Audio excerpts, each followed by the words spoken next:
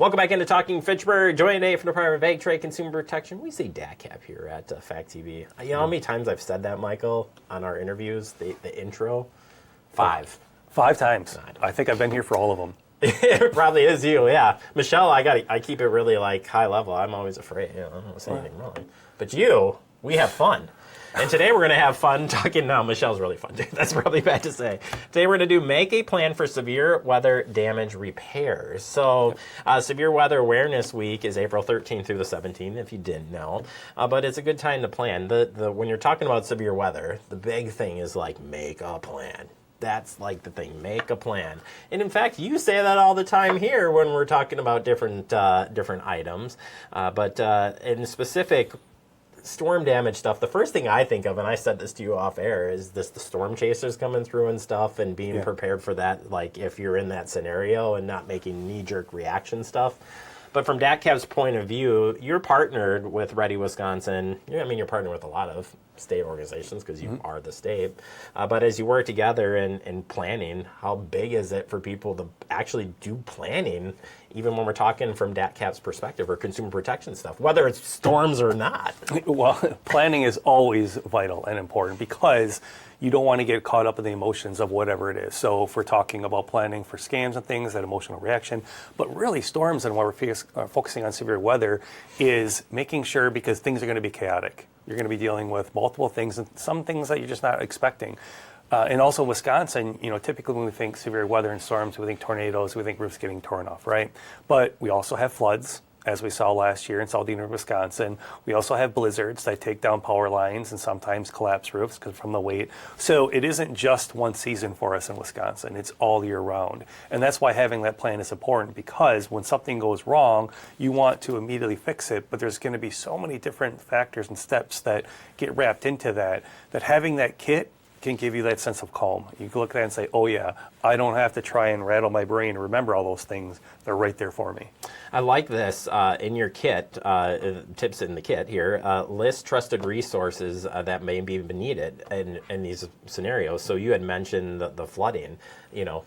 You might have a repair shop that you have, but what if they were underwater? And you can take this as far as you want to. Okay. But having a repair shop, knowing a body shop repair, knowing a home repair roof thing, have you really actually talked or even thought about putting that in your plan? That's some homework stuff to work on. It's not just like, well, I'm going to call Joe Schmo and it's going to work out maybe. Well, it is some homework, but you want to have that peace of mind at a time when it's most critical. So you don't want to, we talk about, even when just right now, non-emergency, maybe you're going to have a home improvement project, calling neighbors, getting recommendations, things like that. Now imagine when your entire community is scrambling to find someone. Those kind of preventative tips are going to kind of get pushed to the side, and it's going to be whoever will get here right now to fix this. And those safeguards won't necessarily be in place. But if you plan ahead and you're like, okay, I trust 1, 2, 3 contractors. I know that when I call them, I don't have to worry about the vetting and the screening and competing. I call them right away. Gives me a sense of calm that I'm not going to get ripped off. Same thing with other parts like auto body, appliance repair, stuff like that. Well, you want to be, again, it's all about being prepared and ready. And in those scenarios, if, again, I would use the flooding as an example. If it's mass flooding happened in southeastern Wisconsin, what is it hard to find that repair person to get somebody in there? And then all of a sudden we start getting into like, I'm available and I can do it for cheap, or I can do it. And you're in that desperate mode. You're in that flight or fight response, and you might make a poor end up in the trouble, so to speak. Exactly. Milwaukee is an example. You had a large metro area. You have a lot of contractors. But think a couple years ago in Evansville when they had tornadoes come through. So you have a small community. There's a limited number of contractors that are there. And so, of course, if that's local and that's name recognition, everyone's going to call them. They're going to get booked up. Well, that means now you're going to start looking at those other storm chasers that are coming through and those transient work crews. And, you can't vet them. You don't really know who they're with. That make it more difficult. That's why having that plan ahead of time can at least save you some of that headache. You do have, DATCP has a few different tip sheets as well. So you have an emergency home repair one, a motor vehicle repair, in Lean's fact sheets. Where can we find these fact sheets? And probably should be reviewing them now, right? As we're getting prepared. We should. So first, you can go to our website at datcp.wi.gov. In that library, you'll find these kits of emergency repair. So that is a great checklist for you to think, all right, what are the different components I may not be thinking of? So we think emergency repair will fix the house, but what happens when the landscaping got all torn out or got flooded away? You're going to need to fix that. What if the concrete got compromised? Who's going to do that work? So it's not just finding a contractor to do the things that we normally think about, and that's what our fact sheet does for you. The motor vehicle repair, what that is an opportunity with the floods. A lot of vehicles suddenly, maybe they can't be repaired. So then what happens when you need to purchase a vehicle? Where can you go for that help and resources? That sheet helps you. And then also the liens fact sheet. That is one of the most critical things we emphasize as a consumer protection of when you are doing these home improvement projects, make sure you're requesting lien waivers. Because if you don't, and maybe you have one of those crews that come through, they get your money, and then they don't pay their subcontractors or they don't pay the supplier, and next thing you know, you might be getting a letter. So not only are you dealing with the disaster and all the things that come with it, but now you're going to have to pay for the project twice. And that's why lien waivers, our fact sheet gives you the guidance on how to avoid that.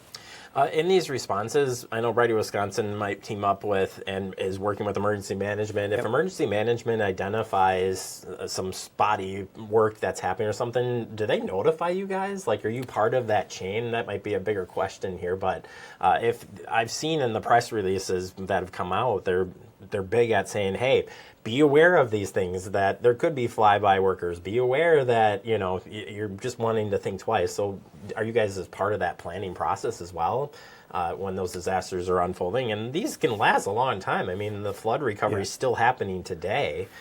So are you, part of that type of response? Yes, we are. So we are part of we have representation on the teams when there is a disaster to bring awareness of what resources DATCP can provide. And then if they're hosting events, then they give us an opportunity, like, would you like to participate in, these communities? We were in Janesville last year a couple times to help out with severe weather and then offer the resources of what we can do. Also, we have a really great relationship with, it sounds obligatory, but I mean it, and it's sincere. We have a great relationship with all of our state agency partners. And so if they're seeing one particular thing, they'll reach out and say, hey, we're starting to see this trending, in this area. Are you seeing the same thing, or do you have experience with that business? And likewise, the Office of Commissioner of Insurance, we talk about how that should be part of emergency planning. Well, if they see a particular insurer that might be doing things or promoting things that are kind of suspect, they'll reach out to us and say, hey, does this fall within something you can help out with? So great partnerships. We all help each other out. We all cover down to make sure that all consumers in Wisconsin have coverage everywhere. They're part of your kit. They're part of our kit. Yep, right there. If you want to learn more about building these kits or just have questions in general of just even where to start, DATCP's website's got you covered. It is. Just datcp.wi.gov. Go to Consumer Protection, and you'll find all the resources that we're talking about today. If you have a little trouble or just have some questions specifically about things we're talking about today, give us a call on our hotline at 1-800-422-7128. And there are resources with Wisconsin Emergency Management and ReadyWisconsin.gov. Those were two that we referenced here today. That information is out there if you go to the ReadyWisconsin.wi.gov. We talk about a lot too here of just being prepared for different scenarios. But I don't know, this is a great discussion, and you're ready now. Everybody's ready to go. I hope, if not, they have the tools to be ready. There you go. All right, appreciate the time, Michael, as always. Thanks, Jeremy.